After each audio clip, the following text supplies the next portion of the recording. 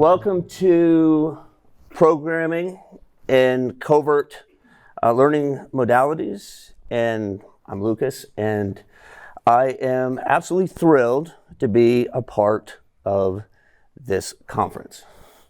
My name is Ian Rubelke, and I am absolutely thrilled to eat a part of this awesome event. Eat?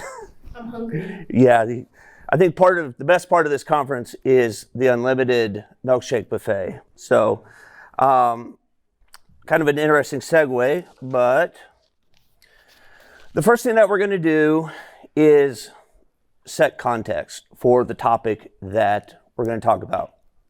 And this is an evolving topic and something that Ian and myself are continuing to learn. But at the same time, as a father, it's very important for me to create a learning-rich environment. Basically, you all need to pay attention or he's going to take your iPad away. Condition, apparently. So, before we get started, let's introduce ourselves. So, I've been programming for about 20 years, and I've spent about 10 years of that in a very public forum talking about technology. And a lot of people would say, oh, well, you're an extrovert because you're good in front of people. But that's actually not the case, that people typically exhaust me. And if I get in a large group of people, then eventually a little bit of kind of dread starts to come in. And this is me at the 2023 NFL draft. And you can see kind of this wild stare in my eyes. And this is not because, Vikings and Bears fans are just the worst. It's, other reasons why. But with that said, Ian. But enough about my dad. Yeah, let's talk about Ian. So why don't you introduce yourself? My name is Ian Rubelke. I am the protege of my dad. I have also been coding for 20 years. True story. In all seriousness, I do like coding, except when I don't. Also, if Dylan has a t-shirt that he says you're going to love, it is a trap. I learned that the hard way. Don't fall for it. Yep. So one of the things about being like, oh, you're an extrovert, and that not being true, is that I actually prefer to lock myself in a room and focus on something for a very, very long period of time. And so that set the context for how I just assumed everybody learned how to program. And so with that said, I love programming, and I really actually appreciated, hearing these awesome journeys about coming into programming. And I think it is one of the greatest professions in the world, and it's one of the only profession that I know of where somebody can reliably and predictably make a six-figure income without incurring any student loan debt. And I know this because I have personally mentored at least 24 individuals from 0 to 1. In fact, a couple of these individuals are in the crowd today. So Victor, raise your hand. Say hi to Victor. And he has just an incredible story. And at the same time, what I've realized is that there's some problems when what I just said, there's a few problematic elements when it comes to the context of a 12-year-old brain. Now, as cool as a six-figure income sounds, me and myself, I don't really even know what that is. So go ahead. So when we were making this, he had to explain it to me at least probably like 16 times what it is, that it's anything over $100,000. You got it this time. That's right. So I realized that the intrinsic and extrinsic motivators that made programming so compelling to me had absolutely no sway on my son. And prior to that, it was super easy to get someone's attention when you would say something like, well, if you work hard for the next 6 to 12 months, you have a real shot at making a 6-figure income. I'm more of a 6 to 12 minute guy myself. And so here we are, 6 to 12 minutes. And so for me, I started out with this approach of like, what I need you to do is just sit down for the next 12 hours and learn how to program, because I want to retire and live on a beach for 10 days before I get bored and do something different. And the problem is that I kind of doubled down on this approach. And things oftentimes get worse before they get better. And I was a little perplexed why it seemed like we'd have a really good time programming, and then like the minute I turned my back on Ian, he would be out smoking Enderman in the boys' room with his Minecraft buddies, and and Don't tell Mom. too late, she knows, she's watching. And so we started to peel back the layers of like, why is this happening? And we have a great time programming, and then it just like immediately it kind of dies off. And as we started to look into this, in hindsight, some of the reasons became very obvious. So why don't you read this quote? I'm going to read this quote in one word: dopamine. Yeah, so it's blah, blah, blah, blah, blah. Dopamine. And the important part is novelty directly activates the dopamine system, which is responsible for associative learning. And I firmly believe that programming in the moment is fun, and it is compelling because it is novel. There's a lot to talk about in terms of video games, social media, social video games, that they're specifically designed to target the dopamine system. And even within developing brains, is that even some of these companies are considered predatory. We just had this, this big meeting in Congress about this, and the reason why is because it works. As a recovering 11-year-old, programming is fun in the moment, but it's really easy to get disconnected from the excitement when my dad isn't threatening to ground me. So the minute I turn my back he's off doing something else. And so I realized that I needed to find ways to prioritize the things that made programming fun in the moment. So can we use our natural dopamine response to generate momentum? And so we started to try new things. But first, I skipped a slide. So in trying new things, we came upon this key. So why don't you read this? Read this right here. Well, we needed to shift to an environment that prioritizes immediate feedback that is subjectively compelling and novel for learning. So, subjectively compelling and novel. So we began to try new things, and the results were promising and very encouraging. So as soon as you get yourself together,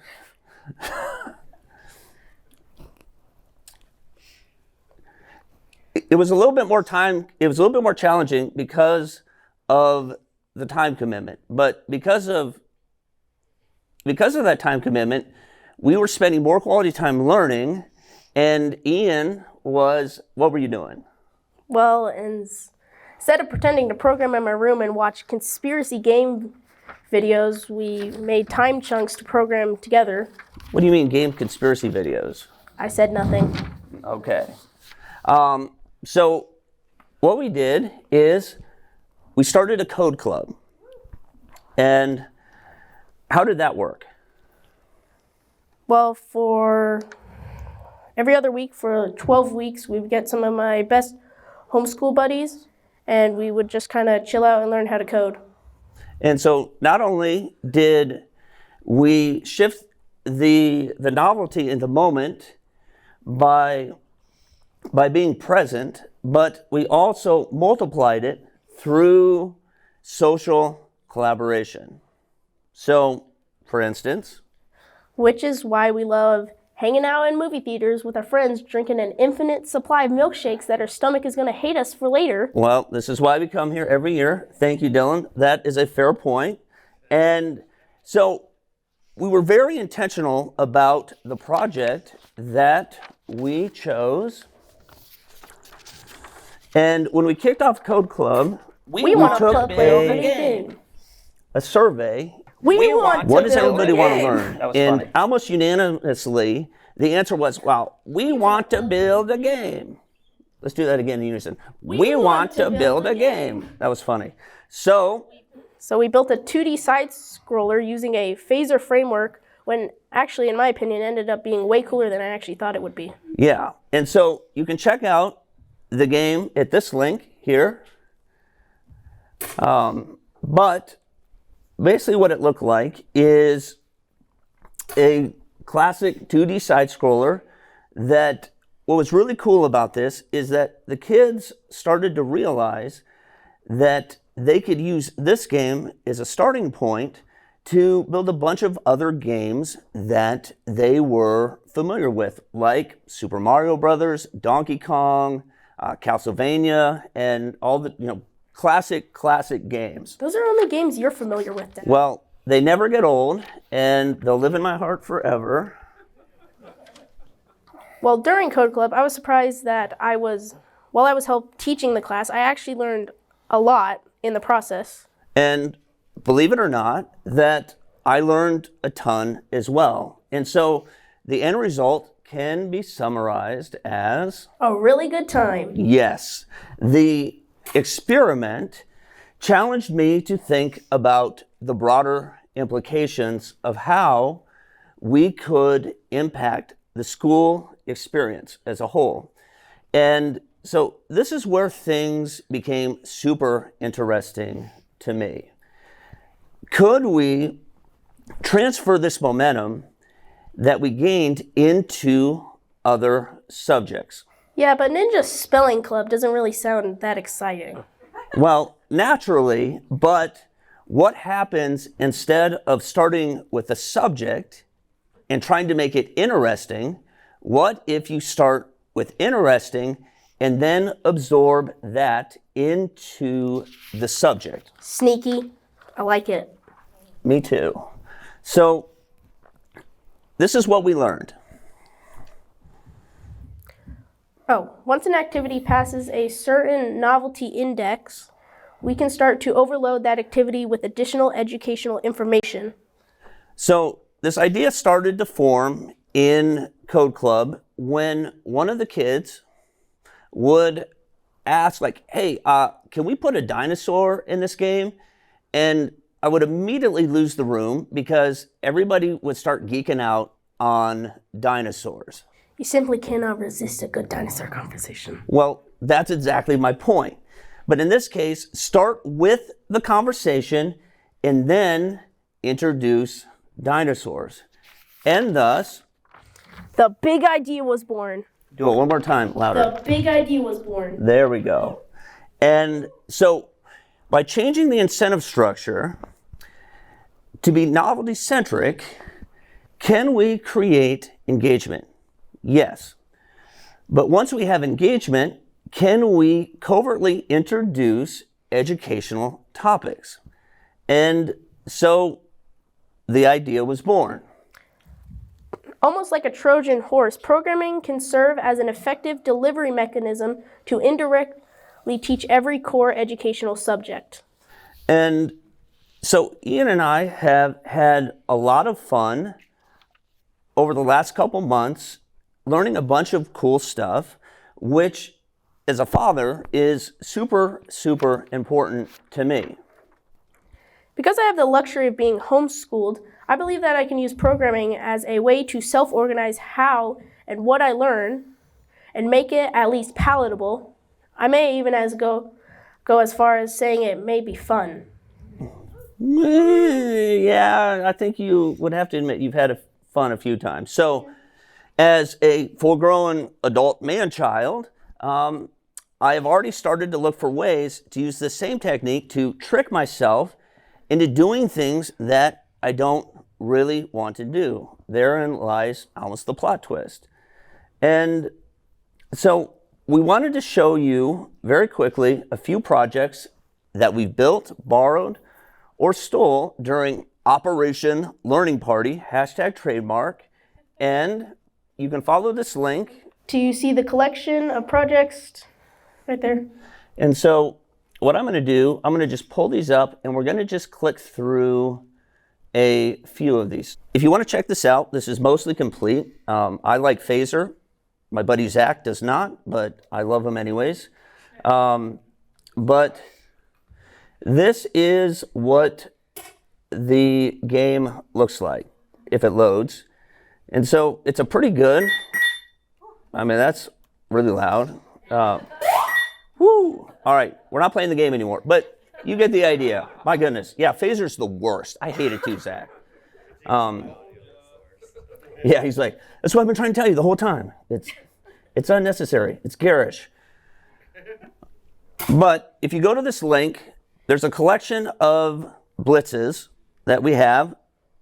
I encourage you to check it out. And let's just step through a few of these real quick. And you can see the code, but also a few of the things that we've kind of been exploring. So I don't know if you've ever heard of Turtle, but it is super fun, super cool. And what does this do?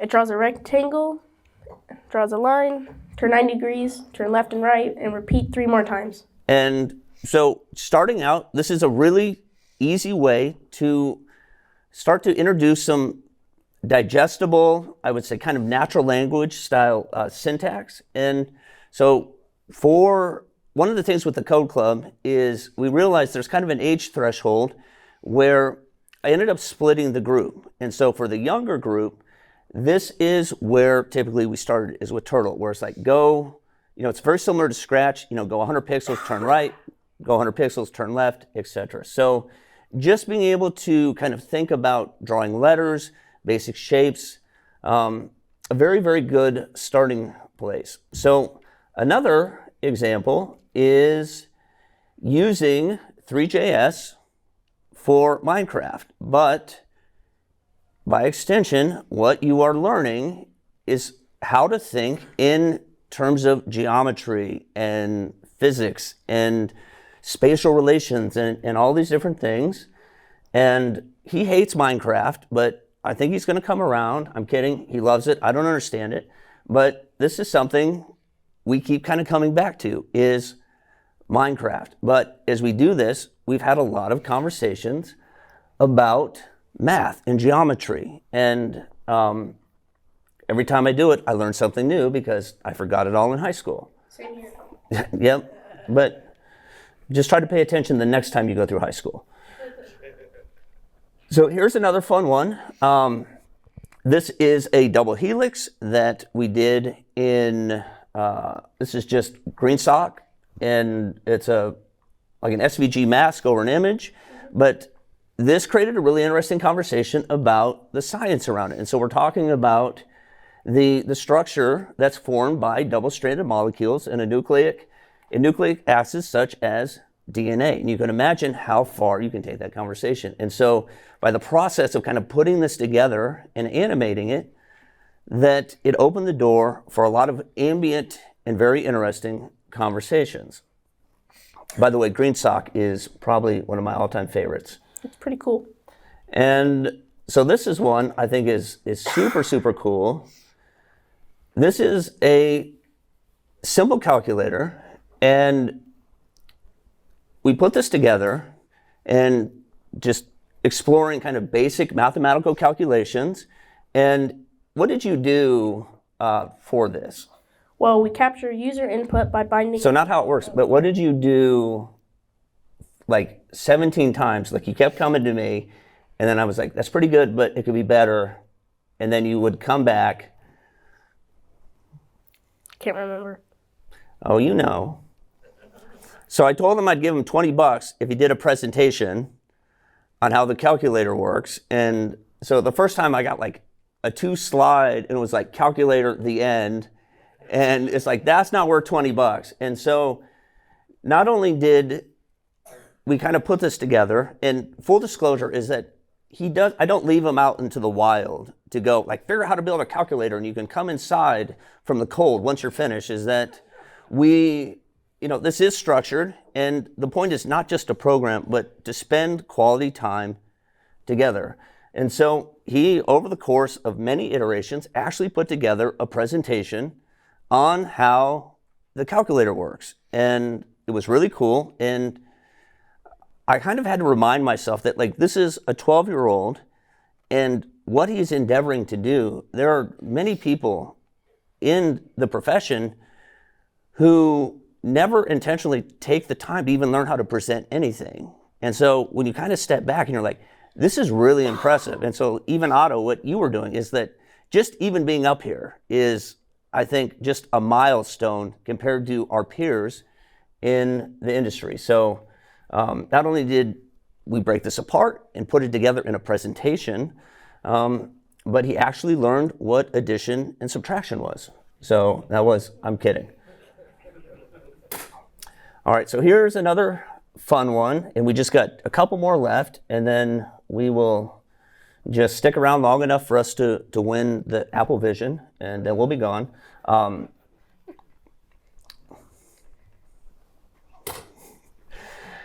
don't think that went over too well. Like there's gonna be like a shepherd's crook like come over from the side and yank me off stage.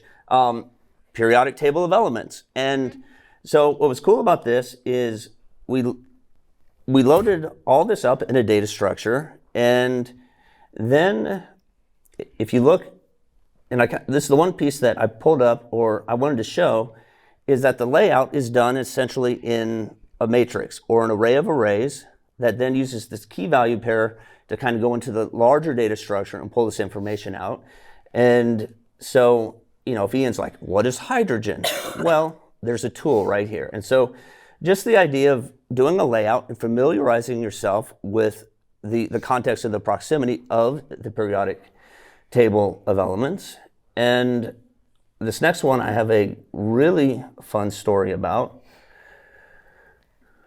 So has anybody heard of Wordle?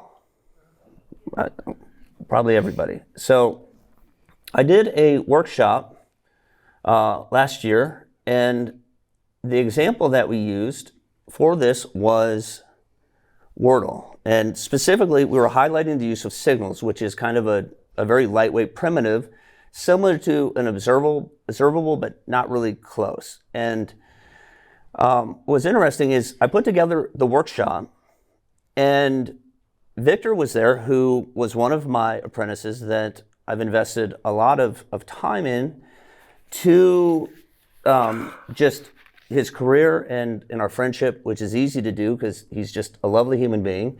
But the workshop was self-paced. And so you kind of show up and you spend about 30 minutes going through the workshop. And Ian was with me. And so he came into the workshop. He's sitting on the front row. I'm kind of just monitoring, answering questions. And I look over, and Victor is sitting with Ian, helping him work through the exercises. And that was one of my favorite conference moments, outside of this one, of course. Like, this is absolutely my favorite one. That was my second favorite one, is, seeing somebody that I had spent a lot of time teaching how to program, sitting with my son and shepherding him through this experience was phenomenal. And so I think there's an entire presentation I could have around just the social graph and the implications of that around software. But this is kind of a special example to me because of that reason. All right, last one.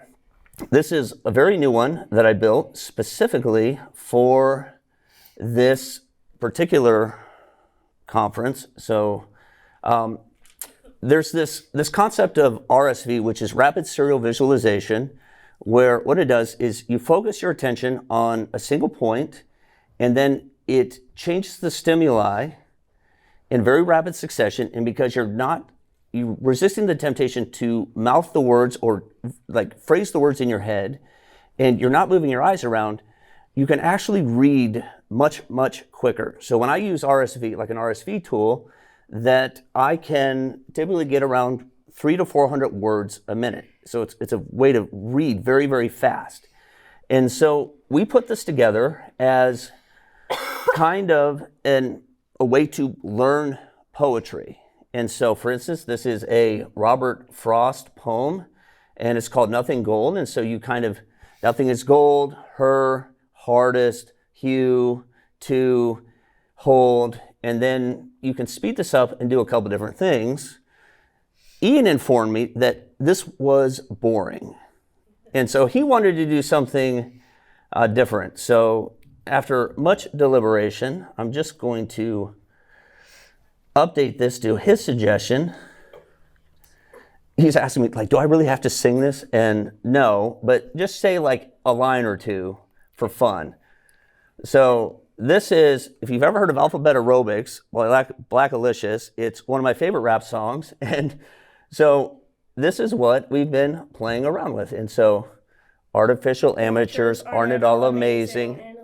He's even doing it faster. So just do it with on cadence. I assault.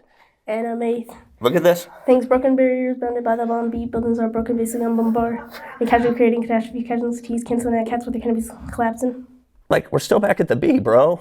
Like, just drop the mic and like we'll never be invited back. So this was an example of, hey, let's do something around RSV and then let's do poetry. And he's like, well, I really want to do this song. And so as you can see, he's kind of been practicing as he like rattled off like 16 lines, over the course of like four words. And this is what I love about when you take a young adult, a child, and you start to introduce them into these contexts, is because as you get older, you start to think in a very linear fashion.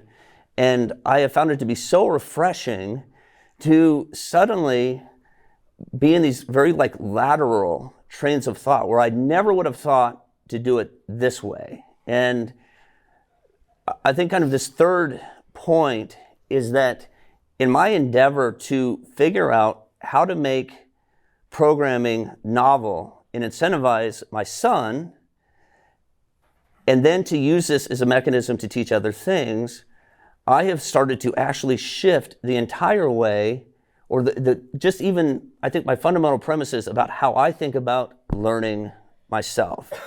And that, I believe, is the most surprising thing, is that I'm starting to think a little bit more creatively and laterally, and more importantly, I am having just a ton of fun going back and having that kind of new programmer smell that you get when you first start programming, and it's super exciting.